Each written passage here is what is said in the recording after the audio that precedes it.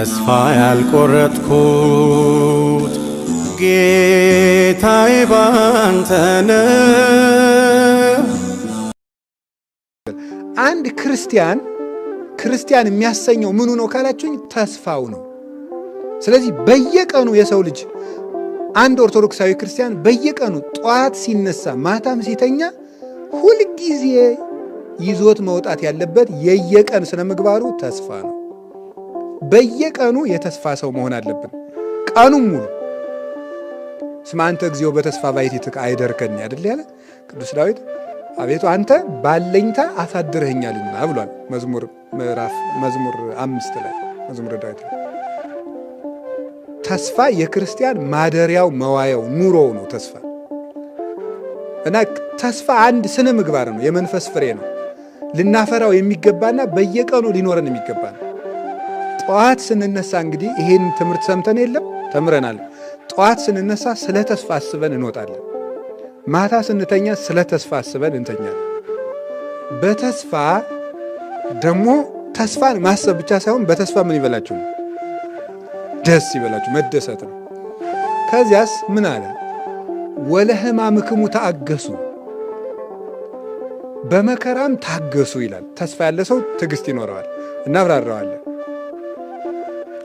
ለጸሎትክሙ ተጸመዱ፣ ለጸሎትም ትጉ ይላል። ተስፋ ከሁለቱ ጋር ነው የሚሄደው። ተስፋ ያለው ሰው መከራ ይታገሳል። ተስፋ ያለው ሰው ጸሎት አያቋርጥም። እነዚህ ሁለቱ ሦስቱ አብረው የሚሄዱ ናቸው። እንግዲህ ቅዱስ ጳውሎስ በዚህ ዓለም ጸንተው የሚኖሩ ስንት ናቸው ነው ያለ? 3 ምንድን ናቸው ነው ያለ? እምነት፣ ተስፋና ምንድን ነው? ፍቅር ነው ይላል። እምነት፣ ተስፋ፣ ፍቅር። እንግዲህ አሁን ዛሬ እየተማርን ያለ ስለ አንዷ ስለ ተስፋ ነው። ጸንተው የሚኖሩ 3ቱ ናቸው። ሁሉ ነገር ሲቀር መጨረሻ ላይ የሚቀሩት 3ቱ ናቸው። ስለዚህ ከ3ቱ አንዷን ተስፋን እንወቃት ነው። በጣም የሚገርመው አሁን ዓለም ሁሉ የተያዘበት ትልቁ መከራ ምንድን ነው? ተስፋ መቁረጥ ነው። ሁሉ ነገር ተስፋ መቁረጥ፣ ሁሉም በቃ ተስፋ ቆርጠን ነው። እና እንዲሁ ስለ ተስፋ አመለካከታችን እንዲለወጥ ነው። ሰው ነገ ያለው ፍጡር ነው፣ ተስፈኛ ፍጡር ነው። ሲጀምር የሰው ልጅ ተፈጥሮ ለተስፋ የተፈጠረ ፍጡር ነው። ሁልጊዜ ለተስፋ ይፈጠረ። በተሳሳተ መንገድም እንኳን በተሳሳተ መንገድም እንደው አይዞህ ምና እንደው እስከ መቼ ነው እንዲህ ነው ብትሉት አንድ ቀን መቼም ይስተካከል ይሆናል የሚለው እንደው ጥሩ ክርስቲያንም ባይሆን መጽሐፍ ቅዱስም ባያውቅ። ምክንያቱም ሰው ተፈጥሮ ለተስፋ ስለተፈጠረ። ሌላው ቀርቶ የሰው ልጅ በተፈጥሮ የሚያስጨንቀው ማን ነው የሚመስላችኋል? ነገ ነው አይደለም? የሰው ልጅ ብቸኛው የሚያስጨንቀው ነገር መጨረሻ ምንድን ነው ነው፣ ወይም መጨረሻ ላይ የምኖረው ማን ጋር ነው። ይሄም ሰው የተስፋ ፍጡር ስለሆነ ሁልጊዜ የሚያስጨንቀው ሰውን የሚያስጨንቁት ከብዙ ነገሮች አንዱ ትናንትና ነገ ናቸው አይደለም?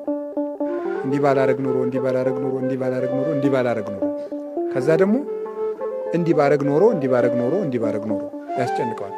ሁለተኛ ደግሞ ነገ ምንድን ነው መሆነው፣ ምን ይመጣብኝ ይሆን የሚለው ያስጨንቀዋል። ይህ ሰው የተስፋ ፍጡር ስለሆነ ነው። የዛሬ ስንት ዓመት እኮ ጥሩ ጸሎተኛ ነበርኩ ይላል። ግን ዛሬ ሰውየው በጣም ተጃጅሎ ነው እንጂ እዛ ጊዜ ደህና ስለሆነ አይደለም።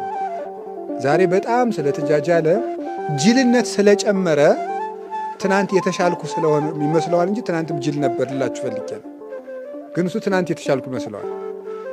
እና ትናንት በጣም ጥሩ ሰው ነበር፣ ትናንት ጸሎተኛ ነበር፣ ትናንት ጸባይ መልካም ነበር፣ ዛሬ ግን ተበላሸው፣ አመሌ ከፋ፣ እንደዚህ ልጅ ይላል። ግን ትናንትም እንደዛ ነበረ። ዛሬ ግን ብሶት ነው ነው እንጂ ትናንት የተሻለ ሰው ስለነበር ግን በተሰው ጉዳዩ ግን ኦርቶዶክሳዊ ሰው ግን ምንድን ነው የሚያደርገው? ኦርቶዶክሳዊ ከዛ ትናንትን ይላል፣ ዛሬን ይንቃል፣ ነገን ዛሬን እያቃለለ ደግሞ የሚያስደንቀው ደግሞ ነገን የሚጠብቀው ነገር ዛሬ ተጎልቶ ነገ በቃ የተሻለ ጊዜ መቼም አያለው መቼም እግዚአብሔር መቼም ይሄን ሳያሳየኝ አይገለኝም ይላል። ተጎልቶ ነው እንደዛ የሚለው። ግን ኦርቶዶክሳዊ ሰው ትናንትን ለትናንት ይተዋል፣ ከትናንት ይማራል፣ ዛሬን ይሰራል፣ ነገን በተስፋ ይጠብቃል። ኦርቶዶክሳዊ ሰው እንደዛ ነው። ትናንት መማሪያ ነው። ከክፉም ይማራል፣ ከበጎም ይማራል።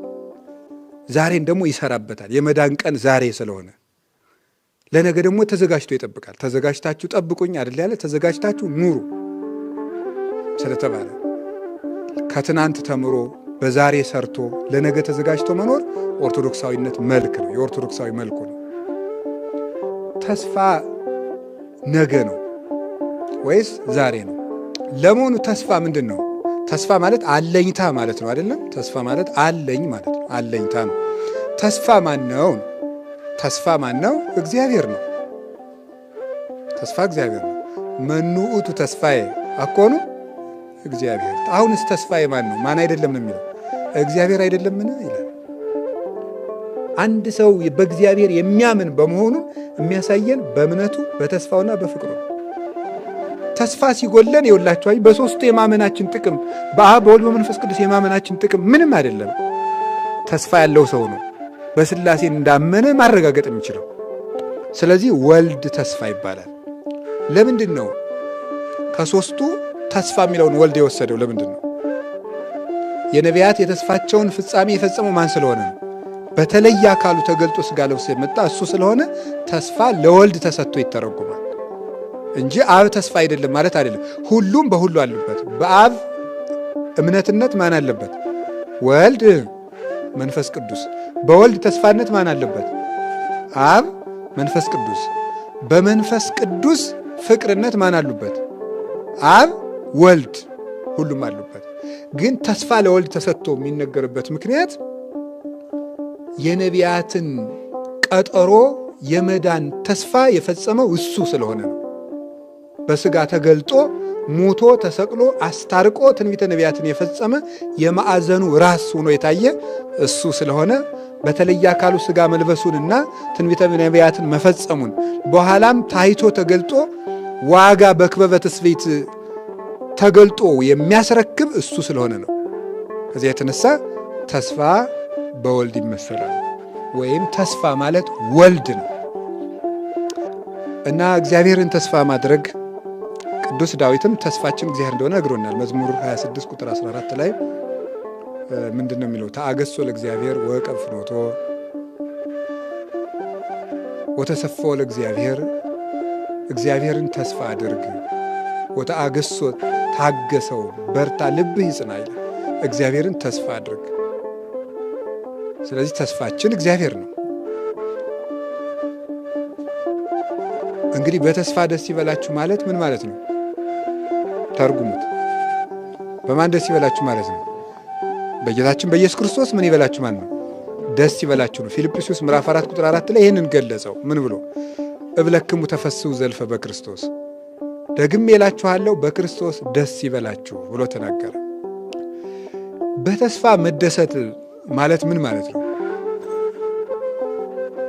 ወይም በክርስቶስ መደሰት ወይም ተስፋን አድርጎ መደሰት ማለት ምን ማለት ነው? አንድ ሰው ተስፋ አለው ሲባል ምን ማለት ነው? ተስፋ አለው ሲባል ምን ማለት ነው? የመጀመሪያው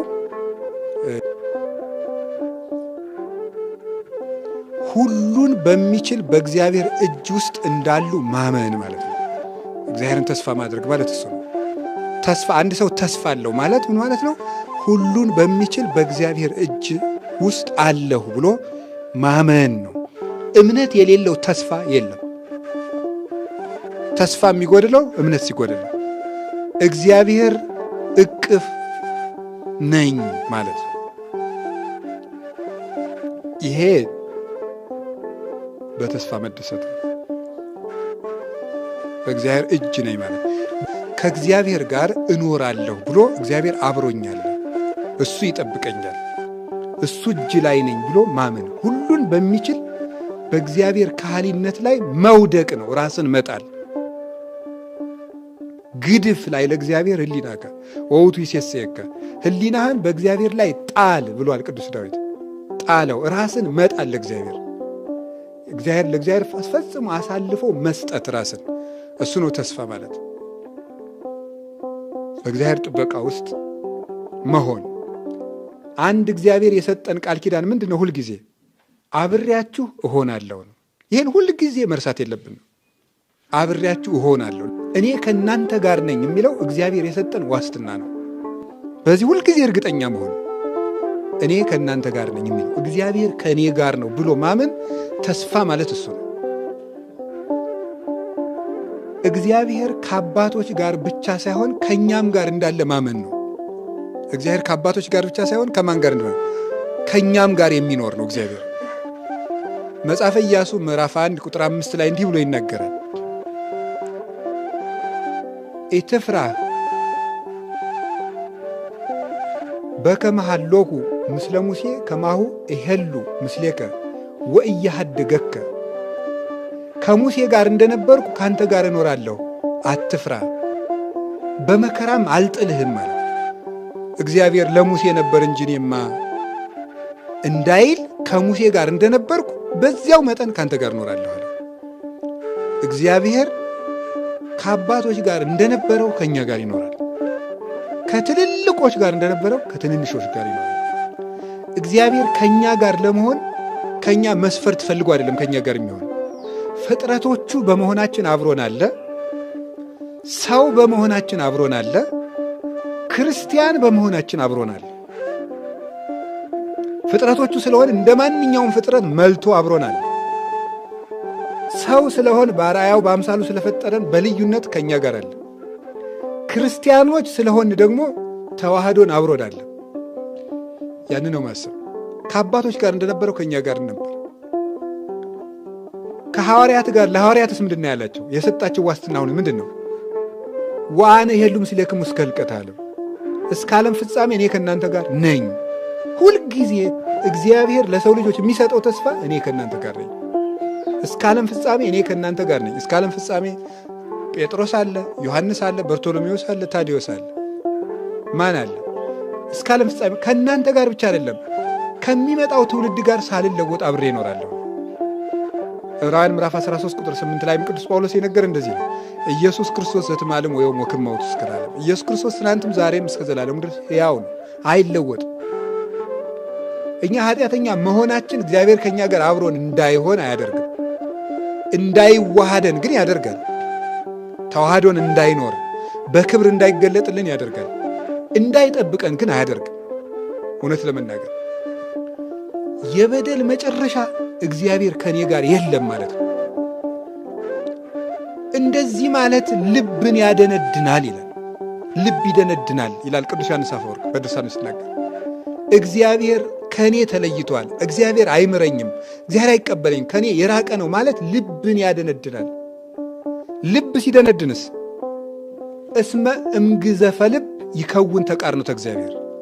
ልብ ሲደነድን ደግሞ እግዚአብሔርን መቃረን ይመጣል። ይሄስ ምን ያመጣል? ያንሰአስህ መዓተ እግዚአብሔር፣ የእግዚአብሔርን መዓት ደግሞ ያነሳሳል። ልብን ማደንደን። ልብ የሚደነድነው ከየት ጀምሮ ነው ሲባል እግዚአብሔር ተለይቶኛል ከማለት። ቅዱስ ጳውሎስ በአንደኛ ቆሮንቶስ መልእክቱ ምዕራፍ 12 ላይ ሲናገር እንዲህ ይላል።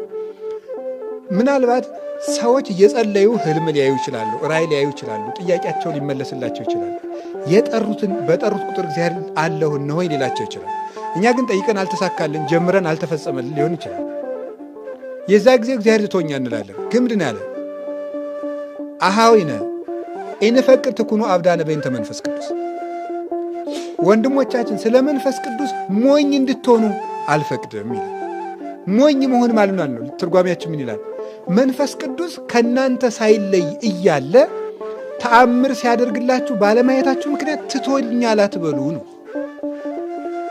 የጠየቃችሁትን ጥያቄ ስላልመለሰላችሁ፣ ያሰባችሁት ስላልተሳካ፣ የጀመራችሁት ስላልተፈጸመ መንፈስ ቅዱስ ትቶኛል አትበሉ ነው። መንፈስ ቅዱስ እየበደልንም አብሮን ይኖራል። እግዚአብሔር ሰውን ተለይቶ አያውቅም። ክደት ወደ ጸናበት መሄድ ለእግዚአብሔር ምኑ ነውና ነው የሚለው፣ ልማዱ ነውና ነው። እግዚአብሔር እንደውም ወደ እኛ ነው የሚመጣው። መጀመሪያ የታመመ ነው መድኃኒት የሚያስፈልገው። እሱም የተናገረ ይሄን ነው። ህሙማን ይፈቅድዎ ለዐቃቤ ሠራይ ወአኮ ጥዑያን። ባለመድኃኒትን የሚሹት የታመሙ ናቸው እንጂ ጤነኞች አይደሉም። ስለዚህ ጌታችን ኢየሱስ ክርስቶስ ቀድሞ ጴጥሮስን አነጋገረው። ጤነኛውን ዮሐንስን አይደለም ያነጋገረው። ህመም የጸናበትን ጴጥሮስን አይደል ያለሱስ። ለታመመችው ህዋሳችን የበለጠ እንክብካቤ እናደርግላታለን። ጣቴ ብትታመም እንዳልተኛባት፣ እንዳልሰብራት፣ እንዳላደማት ጋሬጣ የበለጠ ጥንቃቄ፣ ስስ ለሆነው አካላችን የበለጠ እንጠነቀቃለን። ሰው ድንጋይ ቢወረውርበት ቶሎ ብሎ አይኑን የሚጋርደው አይኑን ነው። ለደካማ አካሉ የበለጠ ጥንቃቄ ያደርጋል። ስለዚህ ጌታችን መድኃኒታችን ኢየሱስ ክርስቶስ የበለጠ ለደካሞቹ ጥንቃቄ ያደርጋል፣ እንክብካቤን ያደርጋል። ተስፋ ማለት በእግዚአብሔር እጅ ላይ ነኝ ብሎ መናገር ነው። የእናንተ የራስ ፀጉራችሁ እንኳን የተቆጠረ ነው ይላል። አያችሁ፣ ፀጉራችን ትርፍ አካላችን ነው። ግን ከእናንተ ትርፉ ነው የሚጣል ነገር የለኝም ነው። ሁሉ የኔ ገንዘብ ነው። የእናንተ ጥፍራችሁ ይሁን ፀጉራችሁ ይሁን የኔ ገንዘብ ነው። ቆጥሬ ሰፍሬ ይዛችኋለሁ። እንድትጠፉብኝ አልፈልግም። አሳልፌም አልሰጣችሁም። በእኔ እጅታ በእኔ ጥበቃ ስር ትኖራላችሁ። እጁ ደግሞ ሁሉን የሚችል ነው። እግዚአብሔር እጅ ውስጥ ማደር እና አይለየኝም ማለት እሱ ውስጥ መኖር በጽላሎተ ረድኤቱ እንደሚጋርደን እረኛ ነኝ ብሏል አይደለም? እኔ እረኛችሁ ነኝ፣ እጠብቃችኋለሁ። ምንድነው? ወበጽላሎተ ክነፊከ ምን ብላይ ነው የሚለው? ክድነኒ፣ እንደ አይን ብሌን ጠብቀኝ ነው። አይን በሽፋሽፍት ተጠብቃ የምትኖረውን ያህል ጠብቀኝ ነው። አንዲት ነገር ውልብ ስትል ከሽፋሽፍት ቀድሞ ላይን የሚደርስላት የለም። እንደዚያ ፈጥነህ ጋርደኝ ማለት ነው ቅዱስ ዳዊት። ሰው በእግዚአብሔር ጥግ እንዲህ ተጠግቶ ይኖራል። እግዚአብሔርን ጥግ ማድረግ አብሮኝ ይኖራል ማለት ተስፋ ይባላል። ስለዚህ ሁሉን የሚችል ላይለየን ቃል የገባልን በደልንም አልበደልንም አብሮን የሚኖር ሲኖር ደግሞ የሚችል አባትም አምላክም ስላለን በተስፋ በሉ ደስ ይበላችሁ። በእግዚአብሔር ተስፋ መደሰት ማለት ምን ማለት ነው? በእግዚአብሔር ከሆነ የማይቻሉ ነገሮች ሁሉ ይቻላሉ ነው። ተስፋ ማለት እሱ ነው። በእግዚአብሔር ከሆነ የማይቻሉ ነገሮች ሁሉ ይቻላሉ። ተስፋ እሱ ነው። ከሞተ ሕይወት ይመጣል። ከበላተኛ መብል ይወጣል። ካለቀ ነገር የሚኖር ነገር ይመጣል። በእግዚአብሔር ሁሉ ይቻላል። እሱ ነው ተስፋ ማድረግ። የማይቻሉ ነገሮች በእግዚአብሔር ይቻላል። ኩሉ ይትካሀል ለዘየአምን ማርቆስ ምዕራፍ 9 ቁጥር 23 ላይ ይሄንን ማመን ነው። ዓለም ሁል ጊዜ የምታሳየን ምንድን ነው? ያ ማለት ነው ችግሮች ውስጥ ሲሆኑ ችግሩን ትቶ ማንን ማሰብ ነው? እግዚአብሔር ማሰብ። ይሄ ነገር ያለቀ ነው የሚል ነገር ስናይ ለእግዚአብሔር እኮ ይቻላል ብሎ መታመን ተስፋ ይባላል። ዘይትካሀል በኀበ ሰብእ ይትካሀል በኀበ እግዚአብሔር። በሰው ዘንድ የማይቻል በእግዚአብሔር ይቻላል ብሎ ማመን ነው። በሰው ዘንድ የማይቻል በሐኪም ሊሆን ይችላል የማይቻል ሐኪም ከሆነ አይቻልም። ንጉሥ ከሆነ አይቻልም። በሰው ዘንድ ያልተቻለ ግን በእግዚአብሔር ይቻላል። እግዚአብሔር ሰው እንደሚያይ አድርጎ አያይም ነው። እግዚአብሔር ሰው እንደሚያስበው አያስብም። እግዚአብሔር እንደ ሰው አድርጎ አይደለም የሚሰራው። እግዚአብሔር የሚያሰኘው ከሰው ውጪ በሆነ መንገድ ስለሚሰራ ነው። እኛ ከምናውቀው ኃይል በላይ ይሰራል እግዚአብሔር። ይህን የሚያደርግ እሱ ነው። በዚህ መታመን የማይቻሉ ነገሮች በእግዚአብሔር ይቻላል። ችግሮቻችን ውስጥ ሆነን እግዚአብሔርን ተስፋ ማድረግ ነው በተስፋ መደሰት ማለት። ዛሬ ነው አይደለም እንደ እግዚአብሔር። አሁን እግዚአብሔርን መከራ ውስጥ ሆነን ተስፋ እናደርገዋለን ማለት የሆነ ችግር ውስጥ ሆነን መቼም ችግሩን ያሳልፈዋል ብለን ነው አይደል ተስፋ የምናደርገው? አይደለም። እዚያው መከራው ውስጥ ሆነን ራሱ ማን አብሮን አለ ነው? እግዚአብሔር አለ ነው። 3 ደቂቅን ከእሳት ያወጣቸዋል ተብሎ አይደለም ተስፋ ማድረግ ማለት። እሳቱ ውስጥ ራሱ ማን አለ ነው? እግዚአብሔር አለ። ዳንኤልን ከአንበሳው ጉድጓድ ያወጣዋል ማለት አይደለም ተስፋ ማለት። አንበሳው ውስጥ ራሱ ማን ጋር ነው ያለው ነው? እግዚአብሔር ውስጥ ነው ያለው። ዮናስን ከአሳ አንበሪ ሆድ ውስጥ ያወጣዋል ማለት አይደለም ተስፋ። አሳ አንበሪው ሆድ ውስጥ ራሱ ማን አለ ነው አብሮት? እንዳይቆረጥመው የሚያደርገው ማን ነው? እግዚአብሔር ነው። እስከሚወጣም እንዳይቆረጥመው ያደረገው እግዚአብሔር ነው። እግዚአብሔር ችግሮቻችን ማሳለፉ ሳይሆን ችግሮቻችን ውስጥም እንድንቆይ የሚያደርገን እግዚአብሔር ነው። ያለ እግዚአብሔር እነዚያ ችግሮች ውስጥ መቆየት አንችልም ነበረ። አንድ ቀንም 1 ደቂቃ መቆየት አንችልም። እግዚአብሔር በችግሮቻችን ለዚህ ነው ካንተ ጥላ ተጠግተን በጠላቶቻችን መሃል በሰላም እንኖራለን የሚለው ኤርምያስ ተረፈ ኤርምያስ ምዕራፍ 4 ላይ ሲናገር እና እግዚአብሔር ጥላ ነው የሚባለው እዚያው ውስጥ ቦታ ማስለቀቅ ሳያስፈልገው እሳቱን ጠል ያደርገዋል፣ እሾሁን ምቹ ስፍራ ያደርገዋል። እግዚአብሔር ቦታ መለወጥ አያስፈልገውም፣ እዚያው ውስጥ ሰላም መስጠት ይቻለዋል። እግዚአብሔር ሙሴን ለማሳደግ ሙሴን በደመና ጭኖ እስራኤል መውሰድ አይጠበቅበትም። የጠላቱን ቤተ መንግሥት መኖሪያ ማድረግ ነው እግዚአብሔር የሚችለው ሳይጠበቅበት እዚያው ውስጥ። ስለዚህ እግዚአብሔርን ተስፋ ማድረግ ማለት በቃ ያሳልፍልኛል እግዚአብሔር አንድ ቀን ማለፉ አይቀርም ሳይሆን አሁን ራሱ ማን ውስጥ ነኝ ነው። እስኪ ተናገሩ ሁላችሁ። አሁንም እግዚአብሔር ውስጥ ነኝ ብሎ ማሰብ የሚገባል። እግዚአብሔር በቃ ቆይቶ ሲመጣ ነው እኛ ተመስገን እግዚአብሔር እንደው አሳለፈልኝ። መጀመሪያስ ማን ነው ሲያደርግልን የቆየ? እውነት ለመናገር እኛ እኮ የሚመስለን ችግሮችን እኛ አልፈን ዋላ እግዚአብሔር ያሳልፈልን የሚመስል መጀመሪያ ብቻችን እንደው ስንጣጣር ቆየን፣ እግዚአብሔር መጨረሻ ላይ መጥቶ ሳብ አረገን ነው። እዛ አይደለም። መጀመሪያም እግዚአብሔር እቅፍ ውስጥ ነበር። ያንን ነው ማሰብ። እግዚአብሔር ተስፋችን እሱ ነው። ፈተናዎቻችንን በጎ ዕድል አድርጎ ይለውጣቸዋል። በተስፋ መደሰት ማለት እሱ ነው። ችግሮች ሲመጡ አይ መከራዬ ከማለት ይልቅ እዚህ ውስጥ እግዚአብሔር የሚያመጣው ደስታ አለ ብሎ መቀበል፣ በዚያ መደሰት ነው። መከራውን እንደ በጎ ዕድል። ለምንድን ነው መከራን አባቶቻችን የሚወዱት? መከራው በጎ ዕድል ስለሆነ ነው። በጎ ዕድል አድርጎ ነው የሚወስደው። በሽታ ይሰጥና በበሽታው ምን ያደርገናል? በረከት ይሰጠናል። አይሰጥም? ይሰጣል። ይሰጣል? አይሰጥም? ቅዱስ ጳውሎስ ውጋት ነበረበት። በውጋቱ ውስጥ ምን ሰጥቶታል? ጸጋ ሰጥቶታል። የሚያስጨንቀውን የራስ ምታትና ውጋት የጸጋ መቀበያ አድርጎታል። እንዲሁም ፈውሰኝ ሲለው ይሄ ከለቀቀ ጸጋው ይለቅሃል፣ ጸጋዬ ይበቃሃል አለ።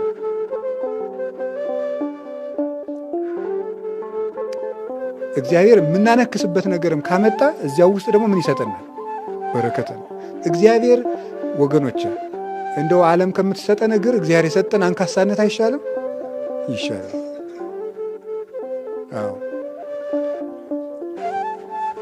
እግዚአብሔር ብዙ ጸጋን ለመስጠት ብሎ ነፍስን ምን ያደርጋታል? ወደ ብዙ ጸዋታው መከራ እንድትገባ ያደርጋታል እና ወደ መከራ ይለውጣል።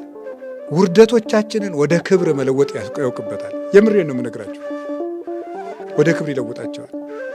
እንደ በጎ ዕድል እዩዋቸው። እቤት ቁጭ ብለን እግዚአብሔርን ካላወቅን ተሰደን እንድናውቅ ያደርጋል እግዚአብሔር። ሁሉንም ለበጎ ነው የሚያደርጋቸው የሚባለው ለዚህ ነው። እና መከራ ሲመጣ ደስ ብሎ እግዚአብሔር ይመስገንና ቅዱስ ዳዊት ምንድን ነው ያለው? እምንዳቤ አርሃ በሊተ ከመከራ የተነሳ ምን አለልኝ ነው ያለው? አስፍቶ ሰጠኝ፣ አሰፋልኝ ብሎ ተናግሯል። እግዚአብሔር ክፉ ወጥመዶችን ወደ መልካም ዕድል ስለሚጠውጣቸው በተስፋ በሉ ምን ይበላችሁ? ደስ ይበላችሁ።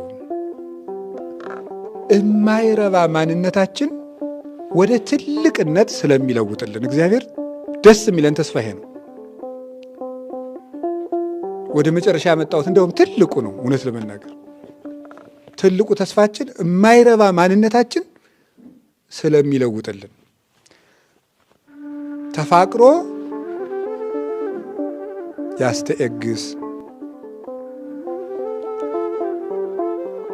ፍቅር ትዕግስትን ያደርጋል። ፍቅር ተስፋን ያደርጋል።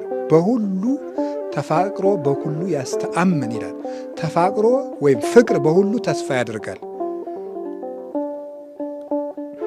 ሁለተኛ ቆሮንቶስ ምዕራፍ 13 ቁጥር 7 ላይ ሲናገር ፍቅር በሁሉ ምን ያደርጋል የሚለው ተስፋ ያደርጋል። ፍቅር በሁሉ ተስፋ ያደርጋል። እንዳትረሱ። ፍቅር በሁሉ ተስፋ ያደርጋል። ፍቅር በሁሉ ተስፋ ያደርጋል ማለት ምን ማለት ይመስላችኋል? የማይረቡ ሰዎችንን ተብሎ በቃ ገሌ ተመልሶ አይረባም። እንግዲህ አየነው፣ እንግዲህ እንደው ገሌን አየነው የሚባል ሰው ተመልሶ ትልቅ ሰው ይሆናል። በማን ንገሩኝ እንጂ በእግዚአብሔር ይሆናል። በእግዚአብሔር ትልቅ ሰው ይሆናል። የማይረባ ሰው ማለት ነው። የማይረባ ሰው ትልቅ ሰው ይሆናል። በመጠን በእድሜ ልትወስዱ ትችላላችሁ፣ በደረጃ ልትወስዳላችሁ፣ በማዕረግ ልትወስዱ ትችላላችሁ። ሰው የናቀውን ሰው እግዚአብሔር ትልቅ ሰው ያደርገዋል። የሚያስደንቀው ይሄ ነው። ያልተጠረጠረ ሰው ትልቅ ሰው ይሆናል። ያልተጠረጠረ ሰው በእድሜያችን ይሁን በማነሳችን ይሁን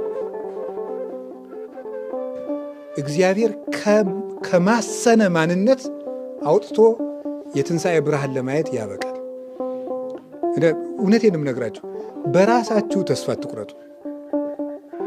እግዚአብሔር ከኃጢአት ጉድጓድ አውጥቶ ሰዎችን ትልቅ ሰው ያደርጋል።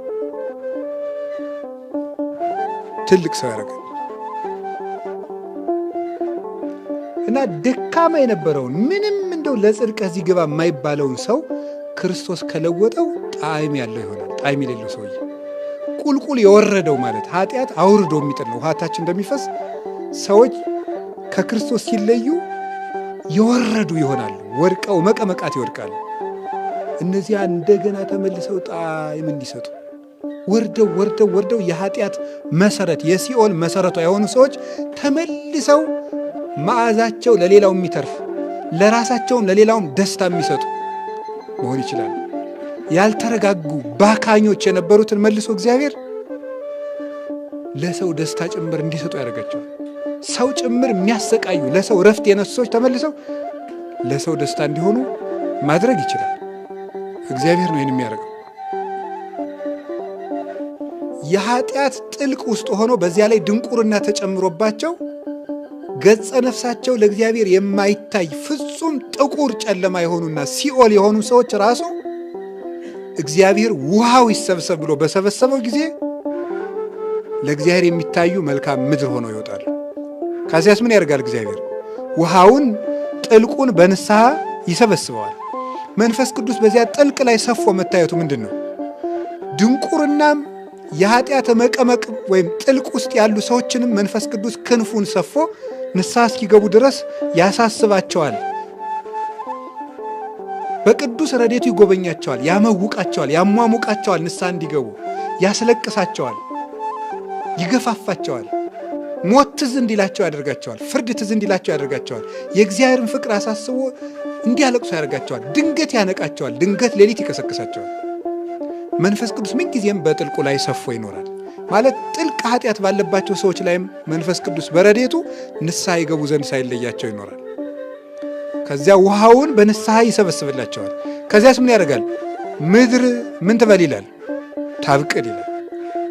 እነዚህ ሰዎች እንዲያበቅሉ ወፍሬሁኒ ለመንፈስ ቅዱስ፣ የመንፈስ ቅዱስ ፍሬው ምንድን ነው ይላል? ይታወቃል። ምንድን ነው?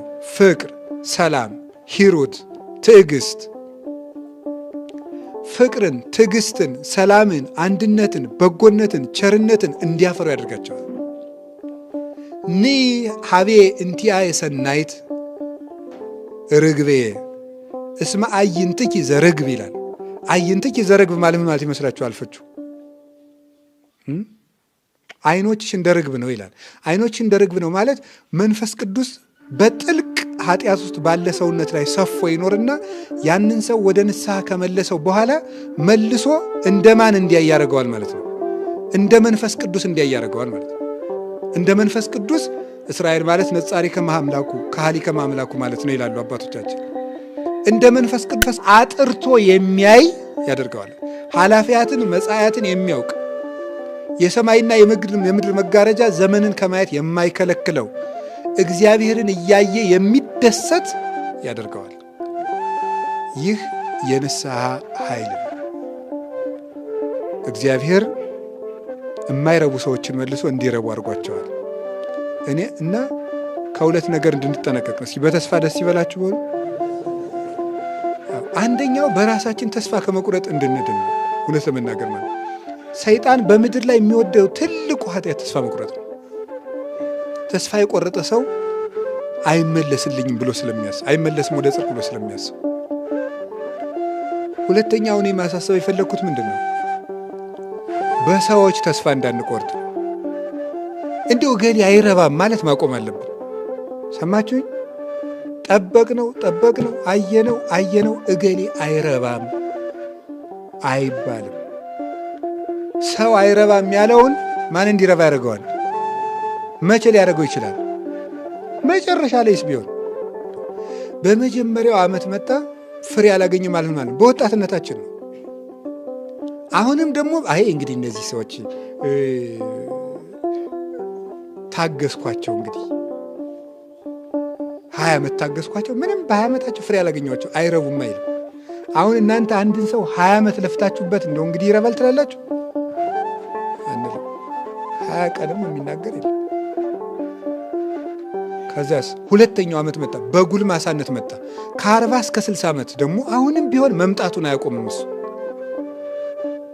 እዚህም ውስጥ ፍሬ አላገኘም። አንድ ሰው 60 ዓመት ሙሉ ለፍታችሁበት እንዴት ተስፋ ትጥሩበታላችሁ?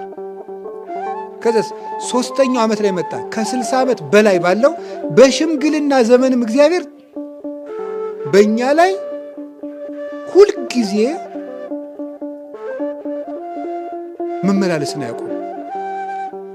አርጅቷል እንደው ብሎ እንግዲህ አርጅቶ እንግዲህ አይረባም አይልም። በስተርጅና ይመጣል። መጥቶ ደግሞ መጨረሻ ላይም ቢሆን ይመክረናል። ይኸው ሲወለድ ንጹሕ ሆኖ ተወልዶ በሕፃንነቱ ያልተስተካከለውን፣ ወጣቱ ነው ያልተስተካከለውን፣ ጉልማሳው ነው ያልተስተካከለውን፣ ኑሮ ያልተስተካከለውን ወንበዴ እኮ ሲሞትም ቢሆን መለሰው አይደለም? ሲሞት ራሱ መለሰው። እስከምንሞትባት ነፍሳችን እስከምትወጣ ድረስ ክርስቶስ ከእኛ መምጣቱን አያቆምም። ነፍሳችን እስከሚወጣ ድረስ መድኃኔዓለም እኛን ከመፈለግ የሰለቸበት ጊዜ የለም። ልጅ እያለን ይፈልገን ነበር፣ ወጣት እያለን ይፈልገን ነበር፣ ጉልማሳ እያለን ይፈልገን ነበር፣ አርጅተን ይፈልገናል፣ እስከምንሞት ይፈልገናል። ይህ ትልቅ ተስፋችን ነው። እውነት ልንገራችሁ፣ እኔም እንደ ራሴ እናንተም ሁላችሁም በራሳችን ተስፋ የለንም። ሁልጊዜ ግን ስለሚፈልገን በዚህ ደስተኞች ነው። ሁልጊዜ ይፈልገናል። የሰው ልጅ የጠፋውን ምን ሊያደርግ መጥቷል? በቃ በጣም ነው የሚገርም። አይገርማችሁም? ይህ እኮ ትልቅ ተስፋችን ነው። የሰው ልጅ የጠፋውን ሊፈልግ መጥቷል ማለት ነው። እስኪ እኔ ራሴ ምንድን ነው ብላችሁ አስቡ። የጠፋሁ ነኝ ብላችሁ አስቡ። እስኪ የጠፋሁ ነኝ በሉ እስኪ። ግን አሁን ምን ያደርግልናል? ብንጠፋ እንኳን ማለት ነው። እንዲህ መጥፋት እኮ አለመኖር ማለት ነው። ብንጠፋ ራሱ እግዚአብሔር ይፈልገናል። የሉቃስ ወንጌል ምዕራፍ 15 ላይ ያለው ምንድን ነው? ያ ዕቃ ጠፍቷት የምትፈልገው ሰው ምንድን ነው? መኖር እኮ ቢያንስ እንደው በቁሙ ኑሮ መበላሸት አለ። መጥፋት እኮ አለመኖር ነው። ፈጽሞ እግዚአብሔራዊ መልካችን ጠፍቶ ሌላ ቁስ እስከምንሆን ድረስ ነው ማሰብ ያቆምን ሰዎች እስከምንሆን ድረስ። እስከዚያ እንኳን ብንወርድ እግዚአብሔር ይፈልገናል። እግዚአብሔር ከፈለገኝ እኔ ሰው ባይፈልገኝ ባይፈልገኝ ስለሚፈልገን በተስፋ በሉ አቤት። ዓለም የሚፈልጉትን ምን ያደርጋል? ይፈልጋል። እግዚአብሔር የማይፈልጉትን ይፈልጋል። የማይፈልጉትን ጭምር ነው የፈለገ እኮ። ይህ ውስጥ ለሚቸነክሩ እጆች እኮ ነው አባ ስራይ ሎሙ እያለ የጸለየላቸው ለሚወጉት እጆች። እና በእግዚአብሔር ተፈላጊ ነኝ ማለት ሁልጊዜ ብርታት የሚሆን ጉልበት ነው። ተስፋ የምናደርገው ለምንድን ነው? መንግስቱን ስለሚያወርሰን ተስፋ እናደርገዋለን። ተስፋችን ያ ነው እንግዲህ የምንጠባበቀው። መንግስቱን ያወርሰናል።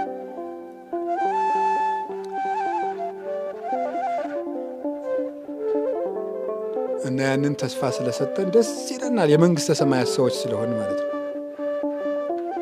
የመንግስተ ሰማያት እድል ስላለን ደስ ይለናል። እንዴት አንድ ቃል ገብቶልናል። መጥቼ ምን አደርጋችኋለሁ ብሎ እወስዳችኋለሁ ብሎናል። ከዛስ እወስዳችኋለሁ ብቻ አይደለም፣ መጥቼ ወስዳችሁና የሆነ ጥሩ ቤት አኖራችኋለሁ አይደለም ያለ። ምንድን ነው ያለ? ከእኔ ጋር ትኖራላችሁ። ደስ ነው የሚለው እኮ አይላችሁም? ንገሩኝ እንጂ ማለት ኃጢአት ስንሰራ ብንረሳውም እስቲ ባይሆን አሁን ደስ ይበለን። ባይሆን ከማን ጋር ትኖራላችሁ ነው ያለ? ከኔ ጋር ይህ በጣም ነው ደስ የሚለው። እሱ ጋር የመኖር እድል እውነት ነው ማየት እንኳን ድፍረት የሌለን ሰዎች እሱ ጋር የመኖር ይገርማል እኮ። እንዲሁ ከክርስቶስ ጋር መኖር እንዴት ያለ እድል ነው በእውነት። ከሱ ጋር ለዘላለም ሳይለዩ መኖር። መንግሥተ ሰማያት አውርሳችኋለሁ ከሞት አድናችኋለሁ ቢለን እሱም ድንቅ ነው። ግን ይሄ ባልደነቀን የሚደንቀ ግን ማንኛውም ሰው ከንጉሱ ቤት ከንጉሱ ጋር እኩል ይኖራል። የንጉሱ ጎረቤት ሆኖ አይደለም የሚኖረው፣ ከንጉሱ ጋር አብሮ ያድራል በአንድ ቤት ውስጥ። ማንኛውም ሰው። ይሄ እግዚአብሔር ለሰው ልጅ የሰጠው ትልቅ ስጦታ ነው። አንድ ንጉሥ የፈለገ ሰፊ ቤተ መንግሥት ቢኖረው አንድ ቤት ውስጥ ከሁሉም ባለሟሎቹ ጋር ሊያድር አይችልም። እግዚአብሔር ግን ካህሊ ነውና ከሁላችን ጋር እኩል አብሮን ያድራል መንግሥተ ሰማያት ውስጥ። በጣም የሚያስገርመው ደግሞ ያችን መንግሥተ ሰማያት ለመውረስ ኃጢአተኛ ብንሆን እንኳን እስከ ቀዝቃዛ ውሃ ድረስ ወርዶ ሊሰጠን ምን ብሎልናል? ቃል ገብቶልናል። እንግዲህ ከዚህ በላይ ምን ያርግ ትሉታላችሁ? ውሃ። አሁን ውሃ ሲል ውሃ አምጡና መንግሥተ ሰማያት እንኳ አንዳንድ ሊትር ውሃ አምጡ ማለት ነው አይደለም። ውሃ ሁሉ ያገኘዋልና የተናቀ ነገር ነው። ትንንሽ ነገሮቻችሁን ይዛችሁም ቢሆን የኔ ፍቅር ከጸናላችሁ ትድናላችሁ ነው እንጂ ስለ ውሃ አይደለም ማውጋት የፈለገ። ውሃ የተናቀ እንደሆነ በትንንሽ ነገሮቻችሁ እንኳን እኔ ከእናንተ ትልቅ ነገር አልፈልግም ነው የምፈልገው እናንተን ነው። ባላችሁ ነገር መንግሥቱን መውረስ ትችላላችሁ። እውቀት ካለ እውቀት፣ ከሌለህም ሰውነትህን። ሀብት ካለ በሀብት መጽው ተሰጠ ለክርስቶስ ሁሉን ተተ ከሌለህም ምስጋናህን አመስግነ። ውሃን ሁሉ ያገኘዋል። ሁሉ ሰው በሚያገኘው በመጠኑ መንግሥተ ሰማያት ትሰጠዋለች። መንግሥተ ሰማያት በመካከላችሁ ናት። መንግሥተ ሰማያት እሰ ይብልዋ ነያ ከያክ ወነያ ዘየ መንግሥተ እግዚአብሔር እሰ ነያ ማእከሌክሙ ሉቃስ 17 ቁጥር 21 ላይ መንግሥተ ሰማያት ክንፍ ኖሯት በራ ግን ኖሯት ተሽከርክራ አትመጣም። መንግሥተ ሰማያት በመካከላችሁ ናት። በመካከላችሁ ናት ማለት በእነማን? በእነ ገብረ ሥላሴ በእነ ወለተ ሥላሴ። በማንም ሰው ቆርቆሮ ቤት ካለው በቆርቆሮ ቤቱ፣ ጎጆ ቤት ካለው በጎጆ፣ ረጅም ሰው ከሆነ በዛው፣ አጭር ከሆነ በዛው፣ ደካማም ከሆነ በድክመቱ በመጠኑ ልክ መንግሥተ ሰማያትን ሊያወርሰው እግዚአብሔር ፈቃደኛ ነው ለሰው። የእንጦንስን ያህል ሳትጋደል፣ የጊዮርጊስን ያህል ሳትፈጭ፣ የጳውሎስን ያህል አንገት ሳይቆረጥ፣ የጴጥሮስን ያህል ተዘቅዝቀ ሳትሰቀል አይለው። በመጠኑ መንግሥቱን ያወርሰዋል። በቁራሽ እንጀራ ያወርሰዋል። መረቡን ብቻ ሰጥቶ ያወርሰዋል። እንደ ጴጥሮስ ሁለት ድቃቂ ሳንቲም እንደጣለችውም ባለችው ነፍስና ሥጋውን ብቻ ይዞ በመቅረብ በሕሊናው እግዚአብሔር መንግሥቱን ያወርሰዋል። ለድሃው እንደ ድህነቱ፣ ለሀብቱ እንደ ሀብትነቱ እንደዚህ አድርጎ የሚሰጥበት መንግሥት የእግዚአብሔር መንግሥት ብቻ ነው ዘመዶች። ሌላው መንግሥት ላለው ይሰጣል፣ ለሌለው ፊት ያዞራል። የእግዚአብሔር መንግሥት ግን ለሁሉ ይሆናል። በተስፋ ደስ ይበላችሁ። እንደ ነገሩ ሁነን ብንኖርም ወንሴፎ ምንን ተስፋ እናደርጋለን? ትንሣኤን ሙታንን ተስፋ እናደርጋለን። በዚህ ዓለም ስንሞላ ስንጎድል፣ ስንወጣ ስንወርድ፣ ስንርቅ ስንቀርብ እንኖራለን። ግን አዝማነ መንግሥተ ሰማያትን ሀዩ ከመመላእክትን ተስፋ አድርገን እንኖራለን። ክርስቶስን ለዚች ምድር ብቻ ተስፋ ካደረግነው ከሰው የባስን ምስኪኖች እኛ ነን። የምግብ ጊዜም ያልፋል አይደል? የረሃብ ጊዜም ያልፋል። የጤንነት ጊዜም ያልፋል። ሕመምም ያልፋል። እስራትም ያልፋል። ነፃነትም ያልፋል። የማያልፍ መንግሥተ ሰማያት ግን አለ። ያችን በቸርነቱ ለማየት ያብቃን።